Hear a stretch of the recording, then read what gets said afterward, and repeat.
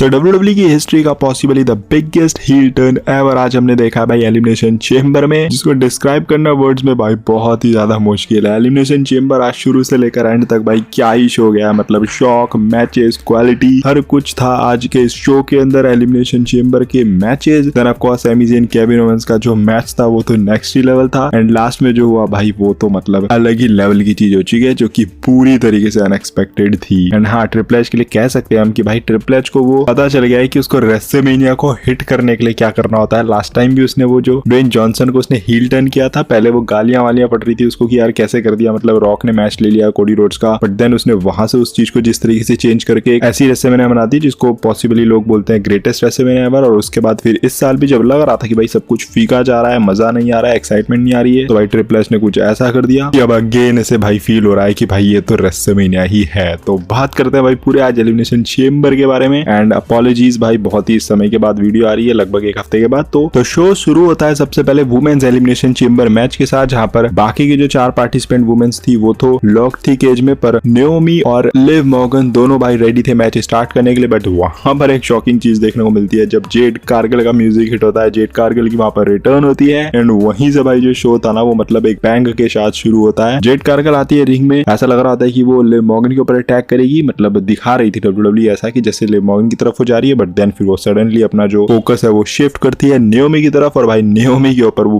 बहुत ही brutal attack वहां पर कर देती है। मतलब इतना ब्रूटल वो अटैक था कि नाओमी कम्पीट भी नहीं कर पाई मैच में, और उनको जो है वो एलिमिनेट वहां पर कर दिया गया। नाउ इस इंसिडेंट के बाद भाई कंफ्यूजन थी कि भाई नाओमी के ही ऊपर सिर्फ अटैक क्यों किया है, बियांका ब्लेयर के ऊपर भी अटैक होना था जिस तरीके से रूमर वगैरह आ रही थी, या तो सिर्फ बियांका ब्लेयर के ऊपर अटैक होना था या फिर दोनों के ऊपर होना था, बट यहाँ पर सिर्फ नाओमी के ऊपर हुआ और बियांका ब्लेयर पे नहीं हुआ। तो ये थोड़ा सा सरप्राइजिंग है, ये हमें कमिंग वीक्स में पता चलेगा। अब जब मैच शुरू होता है तो भाई सबसे पहले बेली को एलिमिनेट किया जाता है, जो कि लिव मॉर्गन उनको कर देती है स्मार्ट टेक्टिक के साथ। उसके बाद जो पेरेज है उनके ऊपर भी भाई फिनिशर्स पे फिनिशर्स लगते हैं सबके, एंड लास्ट में उनको जो एलेक्सा ब्लिस है वो एलिमिनेट कर देती है। एलेक्सा ब्लिस को एलिमिनेट कर देती है लिव मॉर्गन, और इस तरीके से जो फाइनल 2 बचती हैं पार्टिसिपेंट वो होती हैं बियांका ब्लेयर और लिव मॉर्गन। और भाई जो लास्ट का जो सीक्वेंस था दोनों के बीच में भाई वो तो मतलब मस्ट वॉच था, मतलब ऐसा लग रहा था कि भाई कि कौन जीतेगा, किसका फिनिशर लगेगा, किसका नहीं लगेगा, मतलब दोनों की पॉसिबिलिटीज दिखा दी थी WWE ने। ऐसा लग रहा था चलो अब लिव मॉर्गन जीत रही है, नहीं बियांका जीत रही है, नहीं लिव मॉर्गन जीत रही है, मतलब इस तरीके से वो सीक्वेंस दिखाए और काफी इंटरेस्टिंग भी वो लग रहे थे। मतलब पर एंड में बियांका ब्लेयर अपना जो फिनिशर है वो लगा पाती है लिव मॉर्गन के ऊपर, और इस तरीके से वो इस मैच को जीत जाती है। तो दैट मींस अब बियांका ब्लेयर जाने वाली है रेसलमेनिया में, जो कि फेस करेगी रिया रिप्ली या फिर इयो स्काई को एट रेसलमेनिया 41। अब इस मैच के बाद टैग टीम मैच था वुमेन्स डिवीजन में, जो कि ट्रिफनी स्ट्रैटन और ट्रिश स्ट्रैटस के बीच में था, जहां पर वो ऑब्वियसली न्याय जैक और कैंडीज रेल को हरा देती है। ज्यादा कुछ है नहीं इस मैच में बात करने के लिए, आई थिंक कह सकते हैं पूरी नाइट का सबसे सिंपल ही मैच था, बट हाँ कुछ स्पॉट्स अच्छे थे इस मैच में, बट हाँ क्योंकि जिस तरीके से पूरा शो गया, जिस तरीके से मैचेस गए, तो उस हिसाब से आप इस मैच के बारे में ज्यादा बात क्या ही करोगे। अब करते हैं बात नेक्स्ट मैच की, जो कि था केविन ओवेंस और सैमी ज़ेन, और भाई ये एक अनसेंशन मैच था, and what a match it was. मतलब लास्ट टाइम इतना ब्रूटल WWE के अंदर मैच कभी गया हो मुझे याद नहीं आ रहा है, मतलब कब गया था लास्ट टाइम इतना ज्यादा ब्रूटल मैच WWE के अंदर। एंड ये मैच भाई मतलब अगर मिस कर दिया होगा तो भाई तुमने मतलब क्या ही मिस कर दिया होगा। जिनको AEW के मैचेस पसंद आते हैं भाई आपको ये मैच बहुत ज्यादा पसंद आने वाला है, या जिनको पुराने WWE वाले मैचेस पसंद आते थे तो आपको भी भाई ये मैच पसंद आने वाला है। ब्रूटल की मतलब डेफिनेशन ही चेंज कर दिया है यहाँ पर WWE ने इस पूरे मैच में, जो दिखाया है अनएक्सपेक्टेड था, क्योंकि इतना ज्यादा ब्रूटल WWE जाती नहीं अपने मैचेस के अंदर, बट ऐसा लग रहा था कि जैसे कि वो पुराना वाला WWE वापस आ गया इस मैच को देखकर। एंड दोनों ही जो सुपरस्टार्स है भाई, जो कॉम्पिटिशन दोनों ने दिया है और जो भाई दोनों की इन्वॉल्वमेंट जो थी इस मैच में भाई वो नेक्स्ट ही लेवल थी। मतलब सल्यूट है भाई दोनों को, इतने हार्ड मूव्स दोनों ने जो एक दूसरे के ऊपर लगाए, जिस तरीके से उनको सेल किया, जिस तरीके से दिखाई, जो स्टोरी दिखा रहे थे भाई दोनों, मतलब दोनों के एक्सप्रेशन देखने में इतना मजा आ रहा था, मतलब प्योर सिनेमा नजर आ रहा था। ऐसा लग रहा था भाई कोई मूवी देख रहे हैं हम, और इतना मजा आ रहा था, ऐसा नहीं लग रहा था कि इनके हमने मैचेस कई बार देखे हैं, जबकि इतने मैचेस इनके हुए हैं पास्ट में और जो कि बैंगर्स वगैरह भी रहे हैं, बट ये वाला मैच अगेन हर बार की तरह डिफरेंट था, बहुत ज्यादा डिफरेंट फील हो रही थी, और प्योर भाई ऐसा लग रहा था कि जैसे सिनेमा ही चल रहा है। और जो एक्सप्रेशंस थे दोनों के, जिस तरीके से स्टोरी दोनों दिखा रहे थे ना भाई, मतलब मजा ही आ गया इस मैच में। And at the end Kevin Owens भाई इस मैच को जीत जाते हैं। मैच खत्म होने के बाद भी वो अटैक वगैरह कर रहे होते हैं, पाइल ड्राइवर लगाने के लिए जाते हैं सैमी ज़ेन के ऊपर रिंग के बाहर, और हमें देखने को मिलती है return of the Viper Randy Orton. Randy Orton आके भाई लगा देते हैं RKO केविन ओवेंस के। उसके बाद वो अपना पंट किक लगाने वाले होते हैं, जो कि काफी समय के बाद हमें पंट किक का कोई सीन देखने को मिला, तो पंट किक वो लगाने वाले होते हैं, बट अगेन सिक्योरिटीज वहां पर आ जाते हैं, केविन ओवेंस वहां से समहाउ निकल जाते हैं। सिक्योरिटीज के ऊपर भाई एक के बाद एक RKO भी पड़ती है, जो कि अगेन हम पास्ट में देखा करते थे, रैंडी ऑर्टन इस तरीके से दिखाया करते थे, मतलब एक के बाद एक RKO, तो वैसा वाला सीक्वेंस भी बहुत टाइम के बाद देखने को मिला है, जो कि मजा आया भाई देखने में। अब इसके बाद था मेंस एलिमिनेशन चेंबर का मैच, जहां पर सबसे पहली जो एलिमिनेशन देखने को मिलती है वो मिलती है ड्रू मैकिंटायर की, जिनको रोल अप से भाई डेमियन प्रीस्ट एलिमिनेट कर देते हैं। अब ये मैंने प्रीवियस वीडियोस में बताया है कि WWE इसी तरीके से सेटअप करेगी मैच, तो डेमियन प्रीस्ट उनको एलिमिनेट कर देते हैं, जिसको देखकर भाई बिल्कुल भी ड्रू मैकिंटायर खुश नहीं होते हैं एंड वो क्लेमोर लगा देते हैं डेमियन प्रीस्ट के ऊपर जाते हुए। इसका फायदा लोगन पॉल को मिलता है और वो अपना फ्रॉग स्प्लैश लगाकर पिन कर देते हैं डेमियन प्रीस्ट को। तो इस तरीके से ये दोनों ही जो वहां पर से एलिमिनेट हो जाते हैं। देन लोगन पॉल का एलिमिनेट कर देते हैं भाई CM पंक अपना GTS लगाकर एंड फाइनल 3 बचते हैं सेथ रॉलिंस, CM पंक और जॉन सीना। वहां पर भी भाई जबरदस्त मूव, जबरदस्त स्पॉट्स देखने को मिले एंड देन सेथ रॉलिंस के ऊपर CM पंक अपना GTS लगाते हैं, जॉन सीना अपना एटीट्यूड एडजस्टमेंट लगाते हैं और इस तरीके से CM पंक जो है वो सेथ रॉलिंस को वहां पर पिन कर देते हैं एंड इस तरीके से सेथ रॉलिंस भी एलिमिनेट हो जाते हैं। एंड इसके बाद फिर जॉन सीना CM पंक लास्ट में बचते हैं, हैंडशेक दोनों कर रहे होते हैं, बट देन फिर CM पंक उसकी एडवांटेज लेते हैं, GTS लगाने की कोशिश करते हैं, बट वहां पर इंटरेस्टिंग स्पॉट देखने को मिलता है कि सेथ रॉलिंस कर्ब स्टॉर्म लगा देते हैं भाई CM पंक के ऊपर जाते हुए एंड जिसका फायदा भाई जॉन सीना को मिलता है। जॉन सीना उनको ड्रैग करते हैं अंदर एंड अपना सबमिशन मूव लगाते हैं फेमस, जिसके बाद भाई CM पंक जो है वो पास आउट हो जाते हैं और इस तरीके से जॉन सीना इस मैच को जीत जाते हैं। नाउ जॉन सीना इस मैच को जीत चुके हैं, तो दैट मींस इट्स क्लियर कि भाई कोडी रोड्स और जॉन सीना के बीच में मैच वहीं पर सेट हो गया। अब जॉन सीना सेलिब्रेट वगैरह करके जा ही रहे होते हैं कि कोडी रोड्स का म्यूजिक हिट होता है, कोडी रोड्स रिंग में आते हैं, दोनों का हैंडशेक वगैरह होता है एंड देन हमें वहां पर ड्वेन जॉनसन द रॉक का म्यूजिक हिट होते हुए नजर आता है। अब ड्वेन जॉनसन आते हैं भाई, वो पूछते हैं कोडी रोड्स से कि भाई बता तेरा आंसर क्या है, क्या तू मुझे अपनी सोल देगा? तो कोडी रोड्स जवाब में बोलते हैं कि मेरे पास तो भाई अपनी सोल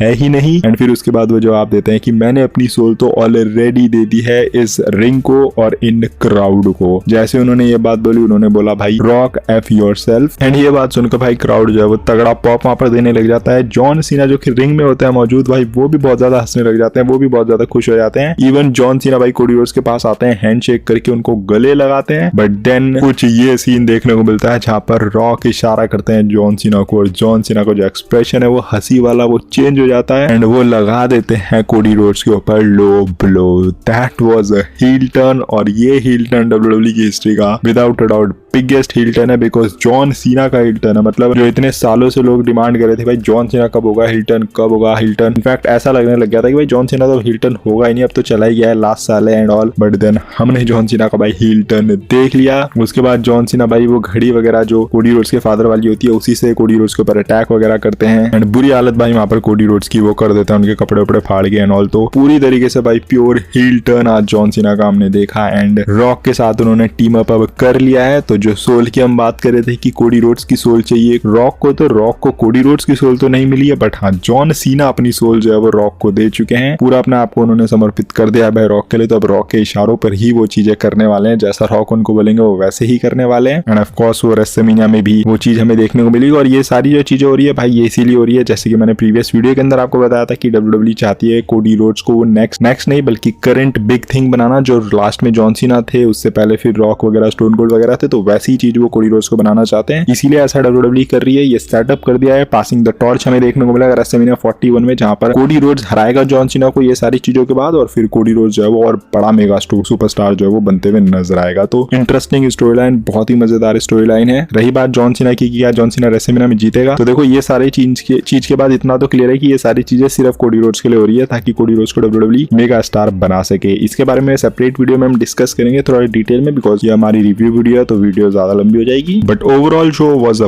बैंगर, मजा ही आ गया भाई शो को देखकर। और जो बातें कर रहे थे हम लोग कि भाई ये क्या रेसलमेनिया है, मतलब कोई बिल्डअप ही नहीं है, कोई मजा ही नहीं आ रहा है, कोई इंटरेस्ट ही नहीं आया। ट्रिपल एच ने बोला रुको भाई रुको, अभी रुको तुम, अभी एलिमिनेशन चेंबर तो आने दो, उसके बाद मेरा जो रोड टू रेसलमेनिया है वो शुरू होगा। तो रोड टू रेसलमेनिया भाई अब तो लग रहा है कि हाँ भाई रोड टू रेसलमेनिया आ चुका है, इतनी इंटरेस्टिंग चीजें हो चुकी है। उधर केविन ओवेंस और रैंडी ऑर्टन की स्टोरी लाइन शुरू हो चुकी है, जेड कारगिल की रिटर्न हो चुकी है, तो वो इंटरेस्टिंग रहेगा देखना एंगल। ये जो जॉन सीना वाला जो एंगल दिखा दिया WWE ने, ये नेक्स्ट लेवल चीज है। अब जॉन सीना कंपीट करेंगे कोडी रोड्स के अगेंस्ट। तो जो मैच होने वाला था रॉक और कोडी रोड्स का, वो वैसे तो इस बार पॉसिबल नहीं था बिकॉज रॉक बिजी होंगे, बट हाँ अब वो अपेयरेंस वगैरह के लिए तो आ सकते हैं। उन्होंने अपना बंदा भेज ही दिया है जॉन सीना, जो कि कंपीट करेगा कोडी रोड्स से। तो मजा आएगा भाई रेसलमेनिया 41 में। अभी से एक्साइटमेंट जो है वो नेक्स्ट लेवल हो चुकी है रॉ स्मैकडाउन के शोज के लिए। भाई मैं बहुत ज्यादा हाइप्ड हूं कि क्या WWE आगे करने वाली है। फिलहाल यही था रिव्यू, आप बताओ अपने कमेंट सेक्शन में अपने थॉट्स। आगे रेगुलर वीडियोस में हम बात करेंगे डिटेल में सारी स्टोरी लाइंस के बारे में, तो इसलिए चैनल को जरूर से सब्सक्राइब कर लेना। ये वीडियो अगर आपको थोड़ी पसंद आएगी तो don't forget to like, comment and smash subscribe button. मिलते हैं अगली वीडियो के अंदर। Till then love you all and to do not give up, just keep fighting.